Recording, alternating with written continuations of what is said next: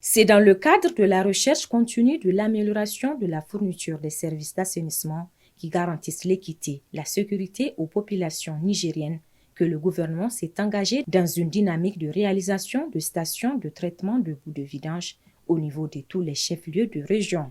La première construite à Niamey, au quartier Koubia, grâce à l'appui de la Banque mondiale, à travers le projet Eau et assainissement en milieu urbain, est mise en service depuis 2019. Ainsi, cette cérémonie a pour objectif de capitaliser sa gestion pour une meilleure prise en charge. Face à l'expansion démographique de Niamey et à l'urbanisation accélérée, il est indispensable d'adopter des solutions innovantes, durables et adaptées à nos réalités locales. Notons que 5 stations de ce genre sont prévues dans la ville de Niamey à court et moyen terme. Pour notre part, nous envisageons de prendre des mesures idoines pour rendre viables ces installations acquises par l'État à grands frais, et ceci pour le bien-être de nos populations.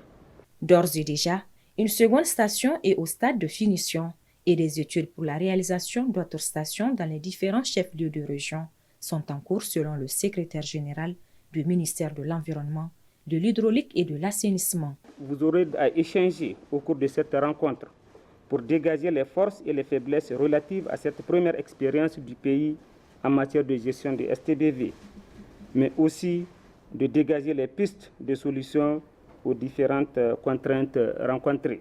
J'en appelle donc à votre sens élevé de patriotisme et de détermination dans l'analyse sans complaisance afin de tirer les leçons du passé.